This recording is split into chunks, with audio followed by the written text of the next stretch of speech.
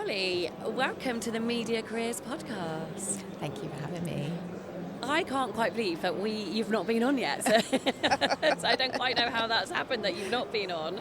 Well, we're obviously just saving it for a special moment. I know, and we are live at IBC, which is amazing, and I'm loving this gorgeous setup that we've got here, and it's great awesome, to be able to do it in person. I know, it is really Yeah. amazing. So shout out to Oscar, who is making this all happen, so thank you to him. And the team at IBC. And the team who at IBC. Who have allowed us to be here, Yeah. and the Rise Academy. And the Rise Academy kit that we're using. I know, it's gorgeous. So thank you very much to everybody. But let's get into it. There's always a tradition on this podcast that we start at the very, very beginning of someone's life and find out what they were like as a young person, to see if they had any kind of traits or hobbies or interests that then kind of they're utilising now in their career. So with that in mind, can you tell us a little bit about what you were like as a young person and as a child? Oh, I know, I'm taking you back, right? I mean, I should have been prepared for this, having listened to your podcasts, but never mind. Yeah, well, I think, like quite a lot of people, when I was having this conversation with some students yesterday, I was interested in music. So, you know, I played the piano quite an early age. I was the classic child of the 90s who recorded the radio and had to pause between the the announcements in between, and then record my own announcements. Did you? Yeah. I love that. So I loved music, but I also loved technology. I loved to tinker with things. So yeah, I used to have quite elaborate setups with my tape recorder, which was like a radio tape recorder, tape player thing, and walkie-talkies. That was my microphone of choice, so I would move that around the house. And I know that had it been available, if someone had given me a video camera, I would have played with that too. But you know, I did what I did with the technology that was available at the time. So amazing, and that's a really clear memory as well. That actually that you had that from early doors, and actually that was part of almost your DNA. Were you academic, Polly? Did you enjoy school?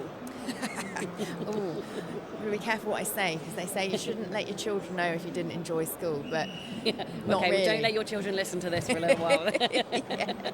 You can be truthful, so not really. I mean, I enjoyed music, and there's a running theme there. Yeah, I enjoyed when we got to be creative and kind of merge any kind of creative and technology things.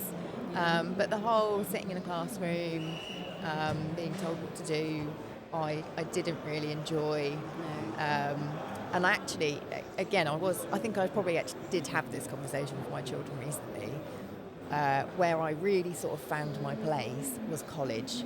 Was it? Okay. Finally, at that point, you were able to pick what you wanted to do. And they treat you more like a grown-up, I think, when you're at college as well. You know, I think there is a different shift. You drop definitely. that whole, like, Mrs., Mr., what's it, and you're just talking to people with their names. Yeah. So that like less formality and things was nice. Yeah, and what did you choose then when you got to that point? So I did music technology, music, film, and English literature. All kind of related to the industry. So were you thinking about being in the industry at that point? So, or was it just kind of actually following your interests? When I was at school, I wanted to be on the radio. I wanted to be a radio producer. Okay. That was like, the thing that people wrote they thought you would be when you left. Yeah. But when I got to college, I chose those subjects because academically, to be a sound engineer, you had to do maths and physics, and I had failed my maths GCSE. I had to redo it at college. Okay. So I knew that going down that route was not going to be an option for me. So I was. Was it a route that you did want to do though? Yeah, I did want to do it. Yeah, I wanted to do. I knew that I was interested in technology at that point. Yeah. So I knew I didn't want to be the presenter actually, which is what I thought I did. Yeah. I wanted to do sound engineering, but I wasn't sure if that was going to be available to me because I knew I didn't have the strength in the maths and physics as a subject. I knew I couldn't do it as A-levels. Yeah, there's a big transition, isn't it, between GCSEs and Yeah, so I A-levels. chose, music technology. I chose the things I was interested in. Actually, I don't regret that because I really enjoyed it, and I met friends for life. Some of my favourite people are the people I met at college. And actually it was a lecturer at college from music tech, who really understood what I wanted to do. And she found me my course at Solent. She was like, this is the one that you should do. Did she? Because it was technical, Yeah. but it had a foundation year. So Okay. I didn't have to come with the maths and physics A-level. I was able to enter with, actually at that point, all you needed was an E at A-level. And you could enter the foundation year. So it was Isn't it interesting 4 though years that if rather she, than 3. yeah, but if she'd not found that course for you, then maybe that you wouldn't have necessarily followed that No. path. It's so interesting doing this podcast because there's so many pivotal moments in people's lives, and it's generally one person that helps them, Yeah. or one moment that helps them go, oh right, okay, this is where I'm destined, and this is where I'm meant to be going. So I love that. I love Yeah. that she helped you do that. So that meant that you were at Solent for how long? 4 years. Yes. Yeah. So I did an extra year, and actually that year was tough because it was basically doing all those things that, not that I'd been avoiding, but that I hadn't been able to do because Yeah. no one would let me do them because I'd been, badged with the not good enough, not good at maths, and I hear my children say that. Oh no, Do I'm you? not good at maths, and I'm like, you're young. Yeah. Please don't think you're not good at maths. Isn't that interesting? Because it does get into your psyche, doesn't it? Absolutely. You think it and you'll believe it, Yeah, which yeah, actually yeah. isn't true. I was just Did it impact unlucky. you, do you think, when you got to Oh, that absolutely. foundation? Yeah. Because I had believed for all that time that I wasn't good at maths. What actually had happened was I hadn't met anybody at that point at GCSE who was able to explain something to me in a way that I understood. Yeah. And when I redid my maths GCSE at college, I met a teacher who could explain things to me in a way I understood, and I passed it, and it was absolutely fine. And I had that same experience when I did the foundation year. Really attentive people who, if you didn't get something first time, they would go, okay, let's think about it in a different way. Yeah. And again, it was fine. I passed my foundation year. I understood, therefore, at that point, what I needed to know, fundamental foundations for my degree. Yeah, and it's reframing things, isn't it? And it's kind of such a cliche, isn't it, that good teacher means everything, but it's so true. It's so true. Like, it makes a massive difference. And It does. And actually, and as we know, like, you don't teach people in the same way because everybody's different, right? Everybody learns in a different way. Some are visual learners, some are more academic. Like, everybody does it differently. So it sounds as though that was an amazing experience for you then to be able to go on to your degree. Yeah, I loved it. I loved doing my degree enough. I never left. Wow, we're going to come on to that. Yeah. So that is true. You didn't know early, but we will come on to it. You did your degree. Yeah. What was that experience like for you being at Solent and Southampton? It was great. I think there was a moment in my foundation year where I thought, have I made the right choice here? Yeah. And that was partly, this is very technical, Yeah, go on.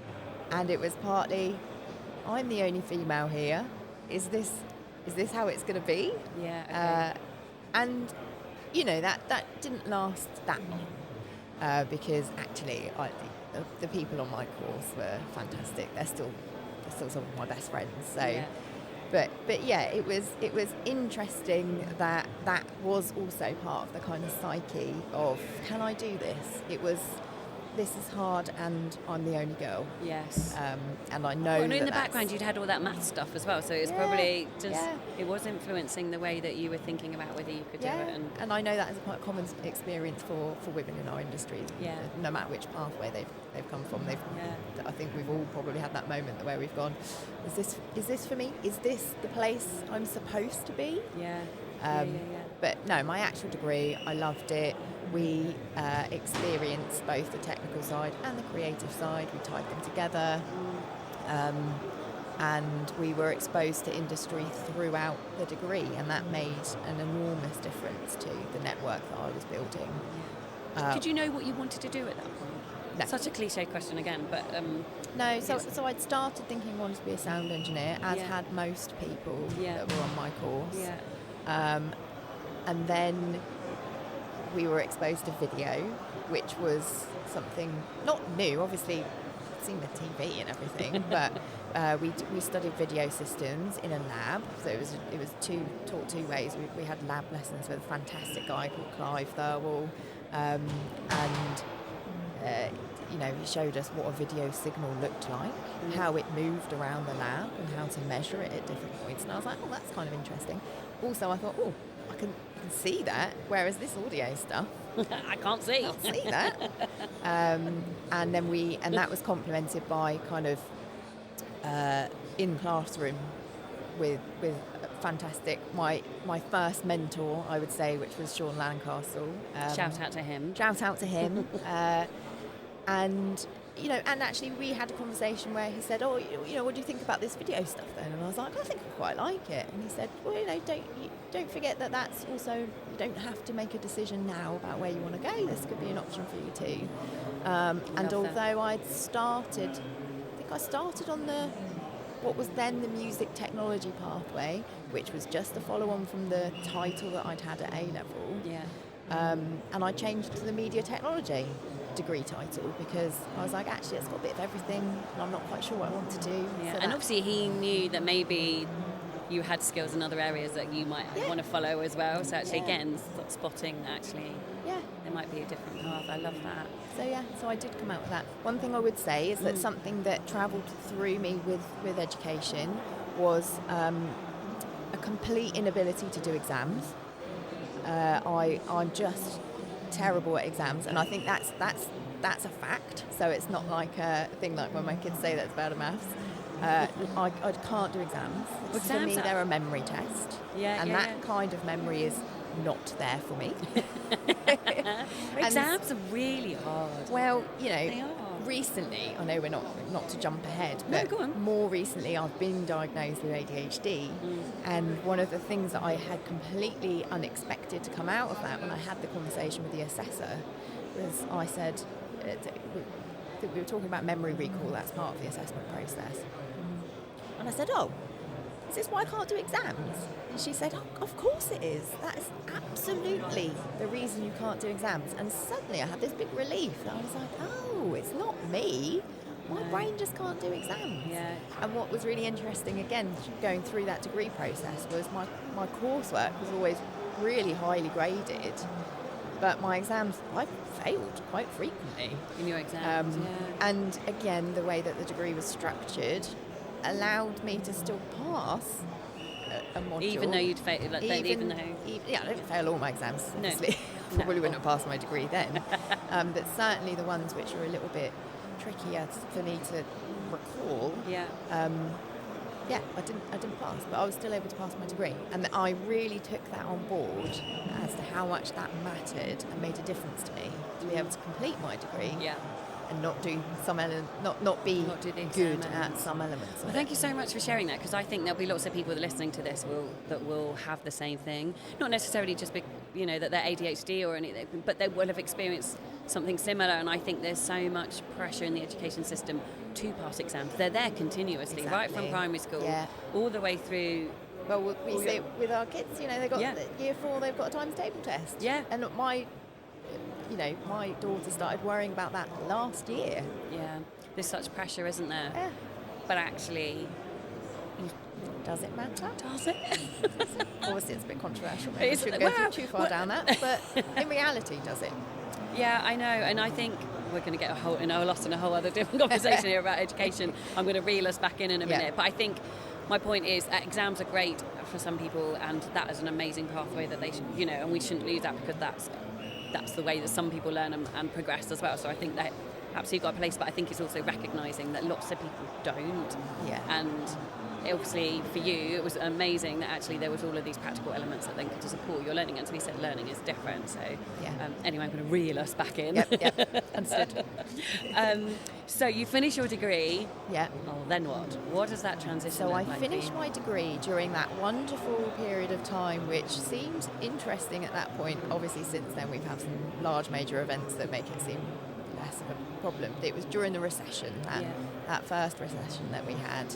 There was a lot of insecurity around jobs. There was a lot of movement in the industry at that point.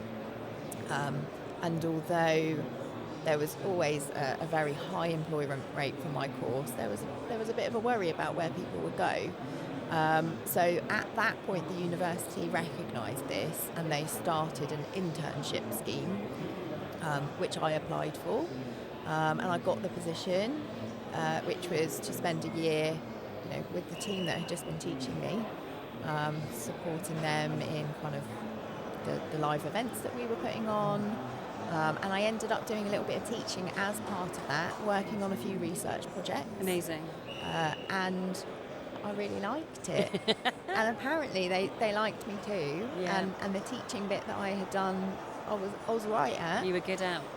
You weren't all right, Polly. You were great. And so I ended up staying. So, there was a point where I was like, oh, is now the time I should go into industry then. I've done my year on an internship. But there was the option to continue and stay at that point working on a research project and doing a little bit of teaching alongside that. Yeah, and then you did stay. And I did stay. Yeah. I stayed for 13 years. Yeah, amazing. And what an incredible influence you've had on so many people. You have, I want to take a moment to recognise that, the amount of support that you've given to students and graduates who are now in the industry, who are now, as you said, part of your network. And I think that was because I'd felt support, Yeah. and actually, like we've said on previous things that we've done, that support and that community that you build and that feeling that gives you to have a place with people who are there for you, makes you pay that forward too, because you recognise what a difference that has made. Because it isn't just about understanding the technology. Obviously that's a key element to all of us in the work that we do, but it's also about the connections that you have with other humans and how you can help them move forward. So it was always important for me, because I ended up being the course leader for the degrees in the end. Yeah, I was going to say, you progressed, right? Them, yeah. That not only was the degree accessible to everybody, so I did remove exams at one point entirely, in a formal sense, because I felt they were memory tests. So actually we changed it to not memory test based exams but vivas. So it was a conversation. Yeah. So you had a conversation with somebody. You were allowed to have your notes, the things that you had written that you would learn. So you didn't have to memorise them. Yeah. And if we did do tests, they were often either open book, so you could take your notes in with you. And I do remember a student who had this piece of paper with tiniest writing, as much notes on as possible. I will cram as much in with me, make sure I've got it all. But it allowed them to feel comfortable that they were able to put that information across. So there were two things. It was about making it accessible for people, to be able to get the best from them, but also to support them with that in providing a community that would help take them through and beyond what I was going to do with them, beyond that learning experience into the industry. And that often, from my perspective, was supported by graduates from the course. At that point, the course had been going 20 odd years. It was 20 years of graduates. But it must have been going over 30 now. Over 30 years of media technology graduates who are all in the industry. I've been on panels here at IBC with Alex Redfern, CTO of EVS, who is a few years above me. And he that is community, right? always bringing and giving back to the students, loaning them equipment so that they can put on their events. And it's that kind of support that makes a massive, massive difference to somebody's experience. And to be honest, keeps them in the industry. So you talking about community, Polly, you've built such an amazing community through your time at Solent. Well, how did things change while you were there? You said you were there for 13 years. What was that process like for you in your kind of career, in your role? Yeah, it's interesting because it did change quite a lot, but it's also quite cyclical. I think my time was an interesting period of time because it was the one that saw all the fee changes that we had. Yes, of course. So okay. That is a massive change then. From me, I was the last of the original, not the original, there was probably ones before, but I think it was like £1,500 a year when I went to university. To bringing in the $3,500 and then bringing in the whatever the one in the middle was, and then the kind of uncapped kind of 9.5 or whatever it is. I saw all of that, and that did make a big difference to what we saw happening with students coming in and the pressures that the university felt. Because what we were fundamentally talking about was a change in the way that we were receiving money. And actually then became more of a business, didn't it? Yeah, and a change in the way that people thought about attending university. Yeah. You know, I always felt really lucky to be able to go. I was part of what was many people's first generation in their families to go to university. Yeah. It was accessible to me. Yeah. And that's actually part of Solent's ethos. It's a widening participation university. It's all about that. Okay. But when people see a large amount of debt attached to a form of education, it puts them off. Yeah. And it also, often it changed the students' attitude as well. They felt like they were paying for their degree, which obviously they were, but they were paying to be there, so it changed their expectations. Yeah. And we went from having over 100 students per year group to, when I left, having 8 to 10. So wow. a really big change in the kind of uptake of degrees as well, which was really, really challenging. And do you think that decline in numbers was just down to the fees, or was there other things going on in there? Lots going on. Yeah. A lot of it is to do with the fees and the way that people thought about universities. Yeah. There was a big push for apprenticeships. Yes. And we actually went for delivering those apprenticeships at points, but it was hard to make that work in the university structure. At the end of the day, it's a small university. Yeah. So we never quite managed to get the ability to deliver those apprenticeships. So it was all about the degrees, and in the current ways that they're set up, that is about not making money, but being able to pay for the courses to be able to be delivered. We went from having over 20 staff to now there's literally a couple of people running the courses. So shout out to Lee for taking that baton from me when I left, because it was I did feel a bit guilty kind of handing that over to him, because it is really, really challenging to keep those courses alive. And much like the conversation here is all about evolving and adapting to the way the technologies are changing and the way the industry is moving, that's what higher education is having to do as well. And that's really, really and we're hard. seeing that. Again, we're going to go off on a tangent because me and you talk about education all the time. But we've started to see that with the announcement this week of the University of Kent and the University of Greenwich becoming a super university.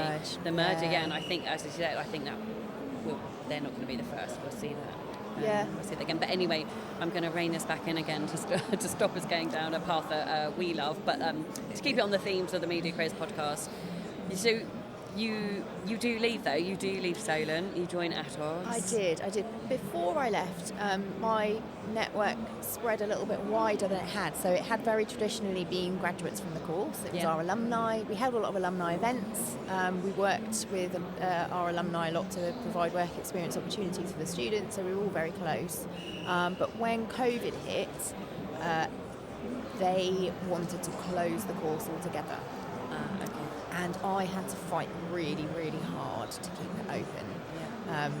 I believe I went straight to the top, to the oh my God. VC? Yeah, that word just dropped out of my head. I went straight to the VC, and I built a case using our alumni, saying these are all our wonderful people. They won't be able to fill their jobs if we go away, and that really amazingly kind of spread. I started to record our graduates. I did some mini series, just a bit like you're doing with this. Actually, it was really short, just 10-minute videos of graduates explaining what their roles were. I remember watching some of these, and I put them all over LinkedIn. And suddenly, people started to talk to me about this because they didn't realise it was a problem. And my network spread a bit wider, and that's when I was always involved in SIMT because we had a student chapter and things like that, but I got a bit more involved in SIMT, and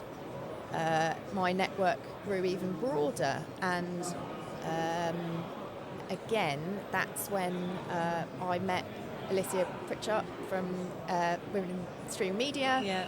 And the conversation I was having just got a lot wider, and a lot more people were listening, which was fantastic. Yeah. So that's when I got very, very involved in SIMTY UK, doing SIMTY meetings.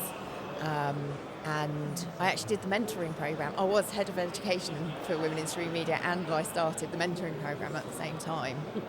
And at that point, it felt like all I was doing was having this conversation over and over with everybody saying, what's this problem? And me laying it all out there like I had been doing for a while, because it was no news to me. I had gone through a revalidation of the course 5 years previous and said to the industry, actually, we're in trouble here. Our numbers are declining. Our support from the university, because of our numbers declining, is disappearing.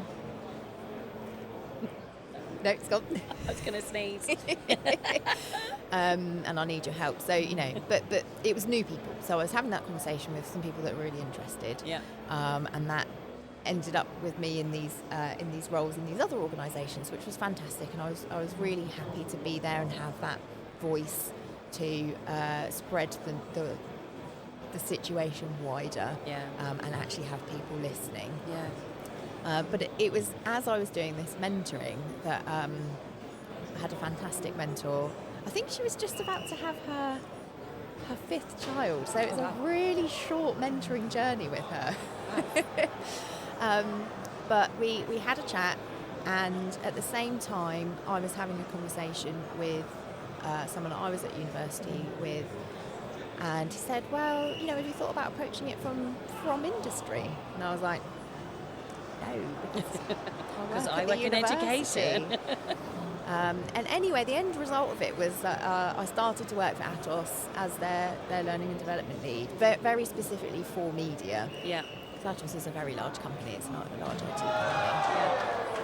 Sorry if you can hear that, there's a football. Yeah, we are live at IBC, so there's lots of loads of noises going on around us. Yeah, and there is a live football pitch right beside us. So they're doing some digital school, like goal score or something. Yeah, so every so often there's a cheer. Yeah. Although that was exactly timed with me talking about getting a new role, so that was quite nice, wasn't it? Yeah. So yeah, I started to work for Atos as that, very specifically for the media team.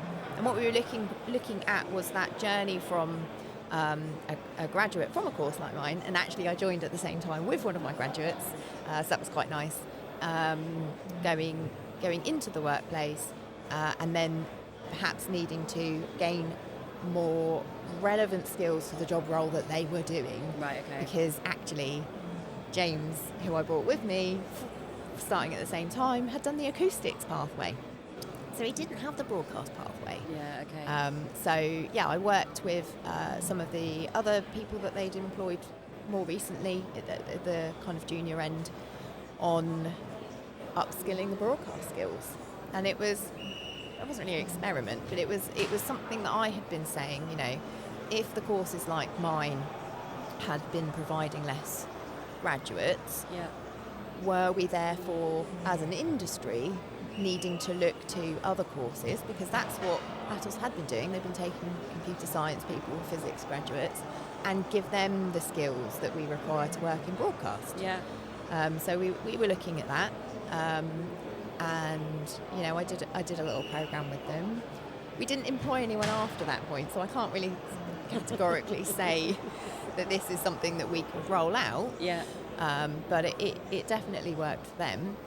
And I was just doing broadcast fundamentals, so it was a module that I used to teach. Yeah, okay. But then, of course, being in the workplace, there's practical, they could apply the fundamentals that we were doing to the projects that we were doing now, kind of tying that together. But where that's led me more recently is to think really, really hard about what's a career pathway in our industry anyway. Oh my God, that's a big question. And isn't it an interesting one for your podcast? Because don't you find that you have these conversations and it's always random?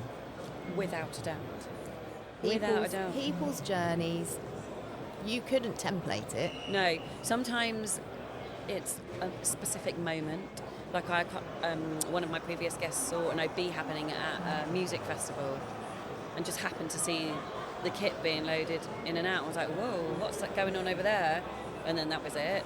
Sometimes, and quite often, it's down to an individual person, as we were talking about earlier, and one person might suddenly change the trajectory, or they see something in you, or more often than not, people just stumble their way. And also just careers, I say this all the time now, but careers aren't just like A, B, C, D, E. They're just Squiggly. not. So squiggly and all around. And I think that's kind of reassuring, hopefully, to young people actually who are listening to this, or anyone listening to this that's kind of looking at changing career, that that question of a career path, I think it's not just a straight path, is it? That's the thing. It isn't, no. But what I would like to see is something that's a little bit more clear, because my more recent work, by no means abandoning the pipeline work, because, as we know, with On Air and with Rise Academy and with my still close relationship with Solent and other universities, if we don't have those people coming in, we don't have anybody in the middle anyway. But I think in a little bit in our kind of rush to support that first part of the pipeline, the people in the middle who are doing the work at the moment don't really feel like they've been being supported. And obviously we've spoken about how much community is a part of that, and I do really see that when actually people are moving around. A lot of that happens through the network. Yeah, it does. But Does. I think it would be really beneficial for us to take a bit of a stronger look at what a pathway could look like for people, because other industries do have that. Yeah. And we don't want to be boring, because we're not boring. I think it's about just ensuring that the upskilling tools and training are there, right? And as we've talked a lot about how job roles are changing, job languages are changing. Jobs that didn't exist 5 years ago exist now, but they're not going to exist in another 5 years. Things are rapidly evolving. But actually, the clarity around how to support people and to give them the structure and tools, as I said, to enable them to progress is critical as well. And we're not great at that in the media technology industry. I think other areas, there's screen skills that cover kind of more production roles, but I think in our bit of the industry, we're not quite as good at breaking that down. So, Polly, what does the future of your career look like, talking about career paths? I don't know if anybody knows that, really, do they? Obviously right now I am the Vice President of Education for SIMPTE, which is amazing. I wouldn't have ever imagined that I would be in this position when I started working a bit closer with SIMPTE. That would have seemed a bit mad to me. But what I want to do there is really actually build that community out a bit more, and build educational resources, for want of a better word, for our members that allow them to progress with their careers in the right way, whether they're initially starting their career or whether they've been maybe in their career for a very long time and need to upskill and adapt and evolve. So that's kind of my aim there. Okay. With Women in Streaming Media, it's funny because a lady's just appeared who's doing some really interesting work around supporting new entrants, and she should definitely be on your podcast. Okay, we can chat about that. But again, we're looking at accessible resources. So the podcast that I've created, really short episodes to enable people to just learn about a topic quite quickly in a different variety of ways. We do that with a blog, with a video, with an audio, whatever works for you. Because harking back to my experience early on, I found that if something wasn't accessible to me, it therefore wasn't available. Yeah, and so, actually that's not true. So it's finding those other routes. Yeah, trying to make sure that those things are available to people. Yeah. And also, again, having that experience where I thought about quitting because I'm obviously only female, I don't want that to happen for anybody. So again, a lot of what I do with Women in Streaming Media is about visibility of women that are in the industry. So my podcast is only women. Yeah. But we have the fantastic allyship program from Depali for the supportive men that are there as well. So it's not like we're saying no men, but I want to raise the voices of those that are making a difference, that are women. And so, yeah, that's kind of where I'm at. And then a lot of what I'm doing in my day job is looking at those pathways and supporting the team around me to kind of find their way through the industry. Yeah. You're doing such incredible work, Polly. Oh, thank you. You really are. How on earth do you juggle all your multiple hats? It's really hard. Yeah, you are a busy lady. You really are. I am. And actually, one of the things that I've started to do recently, and I'm doing it very carefully because I don't want to do it a disservice, but it's kind of a new idea for me, and it's around mentoring, and it's actually been working with you on your neurodiversity mentoring scheme as well. Yeah. And it's about bringing more of a personal approach to it from a bit of a well-being perspective, because actually often when we have a mentor, and this is absolutely right for mentoring, don't get me wrong, I'm not like a trained mentor in any way, but it's very much about your career, where you're going next. It's very focused. The difference between a mentor and a coach is a mentor will tell you what to do, they'll guide you through that, whereas a coach will pull that out from you by asking you questions. But I've been looking at it in a different way, and actually I've been creating toolkits for people. Initially I thought, we can template that would be great. But actually it's really worked better being bespoke, because what I've realised is that it's also really stressful being in our industry, and there's some additional stresses just from being a woman and being in your career at any point. I've worked with a few people at different points, so I've been creating these quite bespoke toolkits which are actually holistic tools for people to use in stressful situations. And I really think as an industry, if we embraced a bit more of that, tied with soft skills, so a lot of the things that I'm doing are to support confidence in speaking, whether that's giving a presentation at something like IBC, or whether that's just speaking up in a meeting and being confident to do that. So tying together those tools with soft skills to complement the technical skills, because those workshops and webinars and courses can be provided by people like Simpty or the other fantastic trainers in the industry, but we have to tie all these things together if we're going to create a rounded person who wants to stay in our industry and stays for the longevity of their career. Yes, 100% agree. Love that you're doing that, and the feedback on that work has been extraordinary, so you're doing amazing stuff. But to answer your original question of how I juggle it, no, I don't know. You don't? I don't know. My feet are killing me. I know, this show, I think we were saying the show is just so enormous, and you forget how much your feet hurt after walking through 14 halls numerous times a day. But actually, part of it, in reality, is leaning on my own toolkit. So learning all those skills that I did and standing by them. And I had some conversations with people before I came out, because, when we were talking about going out at IBC, and whereas I'd love to go out partying till 3 a.m. like I know many of our friends do. I know also if I did that, I'd get ill. Because actually, what happens when I try and juggle all the things? I get ill. So it's really, I have to be really firm and a bit boring. I don't know whether it's boring, Polly. It's just, as you said, it's looking after yourself. Well, it's looking after yourself, and I think again, it's about knowing you, knowing yourself, and knowing yourself, and understanding what works for you, what doesn't. Whether that's knowing that actually you're not great at exams, and actually it's a different way of learning for you, and a different way of passing tests and knowledge and that, or whether it's about how to manage a professional situation, or whatever it is. It's just you and what works best for you. So it's not boring. I'd never class you as boring, so do not worry.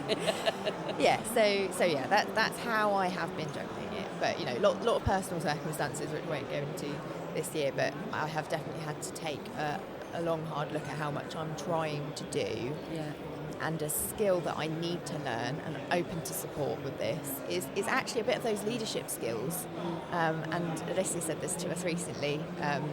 She was like, you're the leaders here, so you should be doing all the work. it's you should be leading teams of people to assist you doing the work. So The delegation. actually really open to all these enthusiastic people, the people we've met here at the show, helping me deliver. So I'm not trying to juggle so many things. So shout out to anybody that wants to help Polly. Come and help her. She's got loads of things she could be doing. Yeah. And shout out to all the people who have been helping me along the way. So thank you. Well, look, Polly, we're coming to the end of the podcast. I've loved chatting with you today. Oh, but love it. one final question. What is it about this industry that you love so much? Can I say two things? Oh, go on then.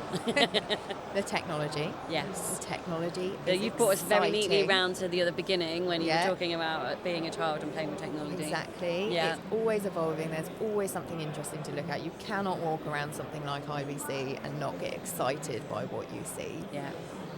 And it's community. Yeah. There's a lot of amazing, lovely people. And I think if you were to quit tomorrow and go and work in a different industry, that it may not exist. It may take you years to find that. But we have that, and we're really lucky. Yeah, we are. We are super lucky. Love that. Thank you. Thank you so much for joining us, Polly. Absolutely Thank loved you for hearing your having story. me. And enjoy the rest of your IBC. And you.